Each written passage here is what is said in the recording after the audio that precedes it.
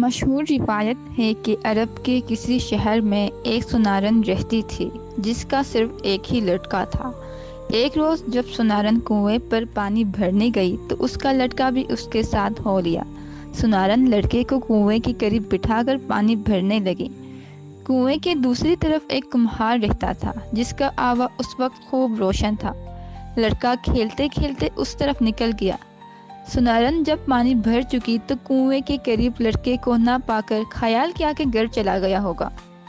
واپس گھر پہنچی تو گھر پر لڑکے اب موجود نہ ملا۔ آخر ماں تھی بہت پریشان ہوئی اور روتی پیٹتی اپنے لخت جگر کی تلاش میں دوبارہ گھر سے نکلی۔ کنویں کے قریب آئی، جگہ جگہ ڈھونڈا، سرگرداں اور پریشان پھرتی رہی۔ ہر ایک سے پوچھا مگر کوئی سراغ نہ ملا، کہیں پتہ نہ چلا۔ اسی طرح شام ہو گئی، یکایک شور ہوا کہ سنارن کا لڑکا کمہار کے آوے میں گر کر جل گیا ہے۔ یہ سن کر اسے انتہائی صدمہ ہوا اور اس قدر روئی کہ غش آ گیا۔ عالم میں غشی میں کیا دیکھتی ہے کہ ایک معظمہ نقاب پوش تشریف لائی ہیں اور فرماتی ہیں کہ غم نہ کھا، تیرا لڑکا بہت جلد تجھ سے ملے گا۔ تو نیت کر لے کہ اگر میرا لڑکا صحیح و سالم آوے میں سے زندہ کھیلتا کودتا نکل آوے تو میں جناب سیدہ سلام اللہ علیہا کی کہانی سنوں گی۔ سنارن نے فوراً عالم غشی میں ہی نیت کر کے منت مان لی۔ جب آنکھ کھلی تو واقعی سنارن نے دیکھا کہ لڑکا خدا کے فضل و کرم سے ہنستا کھیلتا زندہ سلامت چلا آ رہا ہے اور اجازت جناب سیدہ سے اس کے جسم پر آگ نے کوئی اثر نہیں کیا، یہاں تک کہ لباس بدن بھی بالکل محفوظ رہا۔ سنارن بچے کو لے کر خوشی خوشی بازار گئی، 2 پیسے کی شیرینی مول لی اور پڑوسیوں سے کہا کہ میری مراد پوری ہوئی ہے، میرے گھر چل کر جناب سیدہ کی کہانی مجھے سنا دو اگر کسی کو یاد ہو تو۔ 6-7 گھر پھری لیکن ہر ایک نے یہی کہا کہ نہ ہمیں کہانی یاد ہے اور نہ اتنی فرصت کے فضول باتوں کی طرف توجہ دیں۔ سنارن سب سے مایوس ہو کر جنگل کی طرف چل دی۔ کچھ دور چل کر وہی نقاب پوش معظمہ نظر آئی اور فرمایا کہ ایک خاتون مت رو، چادر بچھا کر بیٹھ جا، میں کہانی کہتی ہوں تو سن۔ پھر آپ نے فرمایا کہ شہر مدینہ میں ایک یہودی رہتا تھا۔ اس یہودی کی لڑکی کی شادی تھی۔ وہ یہودی جناب رسول خدا صلی اللہ علیہ وآلہ وسلم کی خدمت میں آیا اور کہنے لگا کہ میری لڑکی کی شادی ہے، آپ صلی اللہ علیہ وآلہ وسلم اجازت دیں تو میں شرف پاؤں کہ جناب سیدہ سلام اللہ علیہا میرے گھر تشریف لے جائیں۔ آپ صلی اللہ علیہ وآلہ وسلم نے فرمایا کہ اس امر کے مالک حضرت علی علیہ السلام ہیں۔ یہ سن کر وہ حضرت علی علیہ السلام کی خدمت میں حاضر ہوا اور عرض کیا کہ آپ اجازت دیں تو جناب سیدہ میرے گھر تشریف لے چلیں۔ آپ علیہ السلام نے فرمایا کہ اس امر کی مالک خود جناب سیدہ سلام اللہ علیہا ہیں۔ اس کے بعد یہودی نے جناب سیدہ کے دروازے پر آواز دی کہ اے بنت رسول، میری لڑکی کی شادی ہے، اگر آپ تشریف لے چلیں تو میری عزت بڑھ جائے گی۔ آپ نے فرمایا کہ جناب امیر علیہ السلام سے اجازت لے لوں تو چلوں۔ یہودی نے کہا کہ میں رسول خدا اور حضرت شیر خدا کی خدمت میں گیا تھا، سب ہی نے آپ ہی کو مختار کیا ہے۔ جناب سیدہ یہ سن کر متفکر ہوئی۔ اتنے میں جناب رسول خدا صلی اللہ علیہ وآلہ وسلم خود تشریف لے آئے۔ جناب سیدہ سلام اللہ علیہا نے فرمایا، بابا جان، یہودی کے یہاں سے آدمی آیا ہے، آپ کیا فرماتے ہیں، اس کے گھر جائیں یا نہ جائیں؟ آپ صلی اللہ علیہ وآلہ وسلم نے فرمایا، اے بیٹی، تم کو اختیار ہے۔ جناب سیدہ نے عرض کیا، بابا جان، آپ کی سخت توہین ہوگی کیونکہ ان کی عورتیں عمدہ اور نفیس لباس و زیورات سے مزین ہوں گی اور میرے پاس وہی پھٹے پرانے کپڑے ہیں جس میں جا بجا خرمے کے پیوند لگے ہیں۔ رسول خدا صلی اللہ علیہ وآلہ وسلم نے فرمایا، اے بیٹی، اسی حالت میں جاؤ جو مرضی معبود۔ جناب سیدہ چنانچہ جانے کو تیار ہو گئیں۔ اپنی ڈیوری تک نہ پہنچی تھی کہ حوران جنت آسمان سے نازل ہوئیں اور جناب سیدہ کو زیورات و خلعت سے آراستہ کیا اور اپنا جلوس لے کر جناب سیدہ کو روانہ کیا۔ کچھ حوریں دائیں اور بائیں اور کچھ پیچھے اور کچھ آگے روانہ ہوئی۔ اسی شان سے جناب سیدہ کی سواری یہودی کے مکان پر پہنچی۔ جو ہی آپ یہودی کے مکان پر پہنچی، تمام مکان آپ کے نور سے روشن ہو گیا اور ایسی خوشبو پھیلی کہ دور دور تک خوشبو محسوس ہونے لگی۔ یہ تجمل و وقار دیکھ کر تمام یہود عورتیں بے ہوش ہو گئیں۔ تھوڑی دیر بعد سب کو ہوش آیا مگر دلہن کو ہوش نہ آیا۔ لاکھ تدبیریں کی مگر سب بے سود ثابت ہوئیں۔ دیکھا گیا تو معلوم ہوا کہ روح کف سے انصری سے پرواز کر چکی ہے۔ آنن فانن شادی کا مکان ماتم کدہ بن گیا۔ جناب سیدہ کو یہ دیکھ کر بہت تشویش ہوئی اور فرمایا کہ اطمینان رکھیے، ابھی ہوش آ جاتا ہے۔ اس کے بعد آپ نے فوراً 2 رکعت نماز پڑھ کر دعا کے لیے ہاتھ بلند کیے اور کہا کہ اے میرے معبود، میں بنت رسول ہوں، صدیقہ نام رکھا ہے تو نے بطول کا، جھوٹا نہ کیجو مجھے صدقہ رسول کا۔ اے میرے معبود برحق، میں تیرے رسول کی بیٹی ہوں، میری عزت تیرے ہاتھ میں ہے۔ تمام لوگ یہی کہیں گے کہ سیدہ کے آتے ہی دلہن ختم ہو گئی، خانہ شادی خانہ غم بن گیا۔ کچھ دیر نہ گزری تھی کہ آپ کی دعا قبول ہوئی اور دلہن کلمہ شہادت پڑھتے ہوئے اٹھ بیٹھی۔ کہنے لگی، میں شہادت دیتی ہوں کہ خدا وحدہ لا شریک ہے، حضرت محمد رسول برحق ہیں، آپ ان کی دختر ہیں، آپ مجھ کو مذہب اسلام کی تعلیم فرمائیں۔ اور اسی طرح صدقے دل سے وہ عورت مسلمان ہو گئی۔ جناب سیدہ کا یہ اعجاز دیکھ کر 5 یہودی مرد اور عورتیں مسلمان ہو گئے اور آپ کو سب نے نہایت عزت اور حرمت کے ساتھ رخصت کیا۔ ایک عورت آپ کی کنیزی میں تھی، آپ اپنے دولت خانہ پر واپس تشریف لے آئی، تمام ماجرا جناب رسول خدا سے بیان کیا۔ رسالت مآب صلی اللہ علیہ وآلہ وسلم نے بھی خدا کا شکر ادا کیا۔ کہانی کا پہلا حصہ ختم ہوا، معظمہ نے دوسرا حصہ شروع کیا۔ سنارن نہایت دلچسپی اور اعتقاد سے سنتی رہی۔ دوسرا حصہ۔ کسی ملک کا ایک بادشاہ جو سیر و شکار کا بہت دلدادہ تھا، اس نے ایک دن اپنے وزیر سلطنت کو سامان شکار تیار ہونے کا حکم دیا۔ چنانچہ وزیر نے بعد تیاری سامان بادشاہ کو اطلاع دی اور دوسرے روز الصبح مع وزیر و میر شکار اور دیگر شکاری عملہ کے لوگوں کے شکار کھیلنے کی غرض سے شکارگاہ کی طرف روانہ ہو گئے۔ اس مرتبہ بادشاہ کی لڑکی مع اپنی سہیلی وزیر زادی کے ضد کر کے ہمراہ ہوئی۔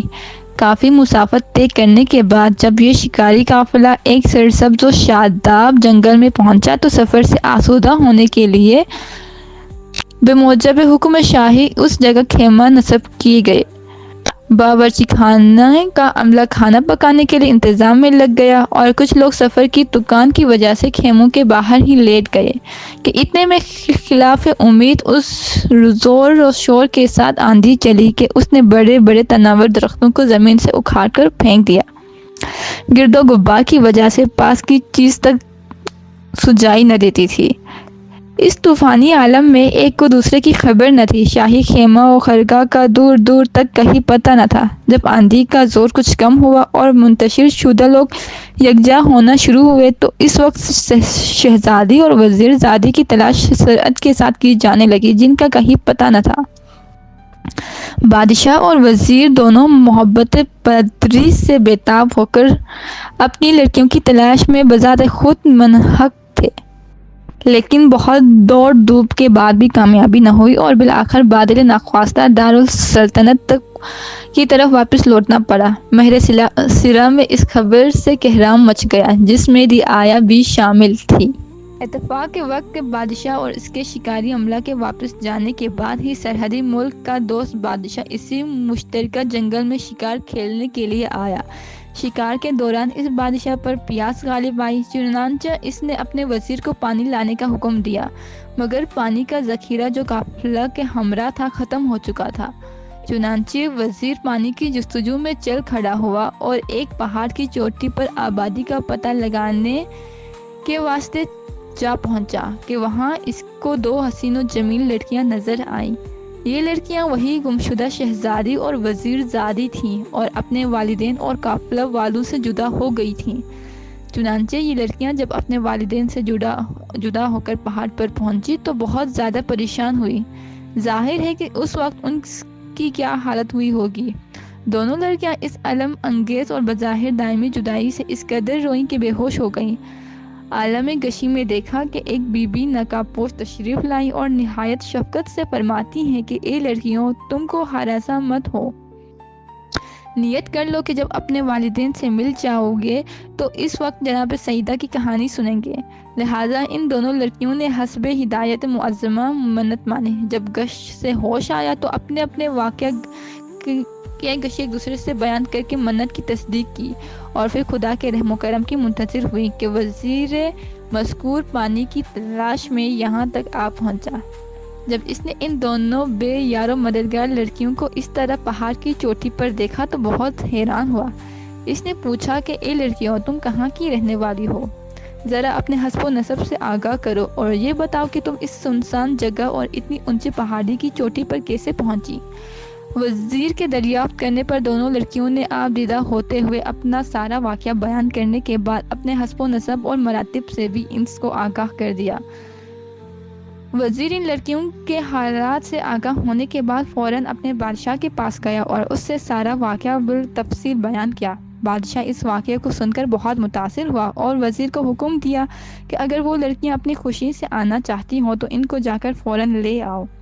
بادشاہ کے حکم کی تعمیل میں اس مرتبہ وزیر مذکور چند آدمیوں اور سواری کے ان لڑکیوں کے پاس پہنچا، ہمراہیوں کو پہاڑ کے دامن میں چھوڑ کر خود پہاڑ کی چوٹی پر پہنچا اور دریافت کیا کہ اے لڑکیوں، تم ہمارے ساتھ چلو گی؟ لڑکیاں راضی ہو گئیں اور وزیر نے دونوں کو پہاڑ کے نیچے اتارا اور سواری پر سوار کر کے باعزت اپنے بادشاہ کے پاس لے گیا، جو ان سب کو لے کر اپنے دارالسلطنت میں لے آیا۔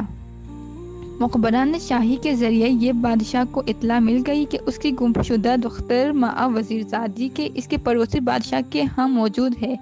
اس نے اپنے وزیر اعظم کو ماں تعائف اس بادشاہ کے پاس روانہ کیا اور خط کے ذریعے یہ خواہش ظاہر کی کہ ہماری لڑکیاں جو تم کو ملی ہیں ان کو ہمارے پاس بھیج دو۔ جب یہ خط اس بادشاہ کو ملا تو اس نے جواباً تحریر کیا کہ آپ کی بچیاں یہاں بخیریت ہیں اور میرے پاس آپ کی امانت ہیں، البتہ میری خواہش ہے کہ آپ کی شہزادی کی شادی میرے لڑکے سے اور وزیر زادی کی شادی میرے وزیر اعظم کے لڑکے سے کر کے مجھے شکریہ کا موقع دیتے ہوئے اپنی محبت میں اضافہ کریں گے۔ چنانچہ بادشاہ نے یہ بات کچھ غور و فکر کے بعد منظور کر لی، لہٰذا دونوں لڑکیاں باعزت و احترام اپنے والد کے پاس واپس کر دی گئیں۔ اب حسب وعدہ تاریخ مقرر ہوئی اور طرفین میں سامان شادی ہونے لگا۔ آخرکار وہ وقت بھی آ پہنچا جب دونوں لڑکیوں کی شادی مذہبی رسوم کے مطابق کر دی گئی۔ دلہنیں رخصت ہو کر سسرال چلی۔ اتفاق وقت کے اور سامان جہیز تو بار کر لیا گیا مگر شادی کا ٹوٹا جو نہایت قیمتی تھا وہی رہ گیا اور اس کا اس وقت کی رسم کے لحاظ سے ساتھ جانا نہایت ضروری تھا۔ راستہ میں شام ہو گئی۔ باراتیوں نے رات ہو جانے کی وجہ سے ایک محفوظ جگہ پر قیام کیا۔ اس وقت حسب ضرورت ٹوٹے کی تلاش ہوئی تو ٹوٹا نہ ملا، معلوم ہوا کہ وہی چھوٹ گیا ہے۔ وزیر نے ایک خاص سپاہی کو روانہ کیا کہ ٹوٹا لے آئے۔ جب سپاہی وہاں پہنچا تو کیا دیکھتا ہے کہ جہاں محل تھا وہاں اب میدان ہے، نہ تخت ہے، نہ تاج، نہ بادشاہ، نہ فوج، کچھ بھی نہیں، صرف ٹوٹا میدان میں رکھا ہوا ہے جس کا کوئی نگران بھی نہیں ہے۔ سپاہی نے چاہا کہ ٹوٹا اٹھا لے لیکن ممکن نہ ہو سکا، اس لیے کہ اس نے جیسے ہی ٹوٹے کی طرف ہاتھ بڑھایا معاً ایک خطرناک کالے سانپ نے ٹوٹے کے اندر سے پھن نکالا اور اس کو کاٹنے کے لیے لپکا۔ سپاہی اچھل کر پیچھے ہٹا۔ اس نے بہت کوشش کی کہ ٹوٹا اٹھا لے مگر ممکن نہ ہوا۔ سانپ ہر مرتبہ صد راہ ہوتا تھا، مجبوراً اپنے ملک کی طرف واپس ہوا اور وزیر کے توسط سے سارا واقعہ بادشاہ کے گوشگوار کیا۔ بادشاہ کو یہ سن کر حیرت ہوئی اور کچھ دیر تک غور و فکر میں ڈوبا رہا اور پھر لڑکیوں کے پاس گیا اور بولا کہ معلوم ہوتا ہے کہ تم دونوں جادوگرنیاں ہو یا بدروح ہو جو انسانی شکل اختیار کر کے نئے نئے شوبتے دکھلا رہی ہو۔ اس وقت تو میں تم دونوں کو قید کرتا ہوں، البتہ کل صبح قتل کرا دوں گا۔ یہ کہہ کر بادشاہ غیظ و غضب میں بھرا ہوا اپنے خیمے میں واپس آیا اور دونوں دلہنیں خیمے میں قید کر دی گئیں۔ جب دونوں لڑکیوں نے اپنے آپ کو اس حال میں پایا تو رنج سے بے تاب ہوتے ہوئے ایک دوسرے سے گلے مل کر خوب روئیں اور کہنے لگیں کہ معلوم نہیں کیا ماجرا ہے کہ کل شادی ہوئی دلہن بنائی گئی اور آج قید خانے میں قیدی بنے ہیں اور اب کل ہمارا چراغ حیات گل کر دیا جائے گا۔ خداوندا، معلوم نہیں کہ ہم لوگوں سے کون سا ایسا گناہ سرزد ہوا ہے جس کی پاداش میں ہم کو یہ سزا مل رہی ہے۔ میرے معبود تو معاف کر دے۔ یہ کہہ کر اتنا روئیں کہ بے ہوش ہو گئیں۔ عالم گشی میں دیکھا کہ وہی بیوی جو پہاڑ پر نظر آئی تھی نظر آئیں اور بکمال شفقت فرمایا، لڑکیوں، تم نے پہاڑ پر منت مانی تھی کہ جب ہم اپنے والدین سے ملیں گے تو جناب سیدہ کی کہانی سنیں گے۔ تم دونوں اپنے ماں باپ سے ملی مگر کہانی نہ سنی، اس وجہ سے یہ عذاب تم پر نازل ہوا ہے۔ اب بھی غنیمت ہے اسی زندان میں کہانی سنو، اللہ تعالیٰ جناب سیدہ کے طفیل میں تمہاری مشکل کو آسان کر دے گا۔ لڑکیوں نے کہا کہ اس قید خانے میں درہم کہاں ہے جو ہم کہانی کے لیے شیرینی منگائیں، اور پھر لائے گا کون؟ معظمہ نے فرمایا، گھبراؤ نہیں، تمہارے دوپٹے کی آنچل میں سے 2 درہم تم کو ملیں گے، اور خیمے کی پشت پر سے ایک آدمی جاتا ہوا نظر آئے گا، بازار قریب ہے، وہ شیرینی لا دے گا۔ یہ کہہ کر معظمہ غائب ہو گئی۔ لڑکیوں کو ہوش آیا، ایک نے دوسرے سے عالم گشی کا واقعہ بیان کیا، اور پھر شہزادی نے دیکھا کہ اس کے آنچل سے 2 درہم بھی برآمد ہوئے ہیں۔ دونوں بہت خوش ہوئیں۔ صبح پشت خیمہ سے ایک سن رسیدہ آدمی کو جاتے دیکھ کر ان کو بلایا اور پھر اپنا مدعا بیان کیا۔ چنانچہ انہوں نے 2 درہم کی شیرینی لا کر ان لڑکیوں کو دے دی۔ پھر دونوں لڑکیوں نے ایک دوسرے سے اسی قید خانے میں کہانی سنی اور پھر دعائیں مانگی۔ اتنے میں شاہی جلاد بھی وہاں آ پہنچا اور دونوں لڑکیوں کو قتل گاہ کی طرف لے جانے کے لیے آگے بڑھا کہ دونوں لڑکیوں نے یک دبا ہو کر کہا کہ پہلے ہم کو بادشاہ کے پاس لے چلو کہ ان سے ہم کو کچھ باتیں کرنی ہیں۔ چنانچہ لڑکیاں بادشاہ کے سامنے پیش کی گئیں۔ انہوں نے بادشاہ سے مؤدبانہ عرض کیا کہ اس مرتبہ آپ پھر اپنے کسی آدمی کو ہمارے یہاں بھیج کر وہاں کے حالات دریافت کرا لیجیے، اگر اب بھی وہی حالات ہیں تو بے شک ہم کو قتل کرا دیجیے۔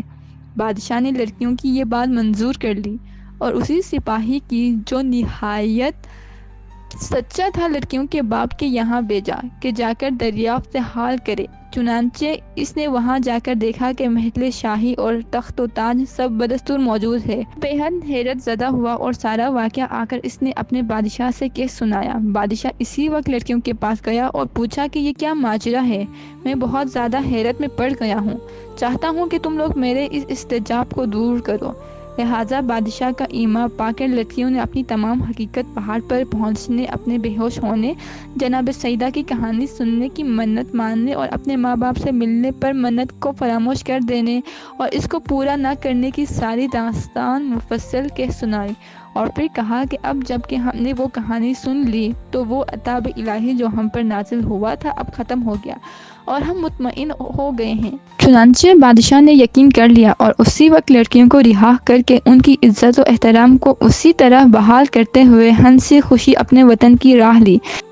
یہ کہانی سنارن سے کہہ کر وہ معظمہ روپوش ہو گئیں۔ سنارن اپنے گھر واپس آئی۔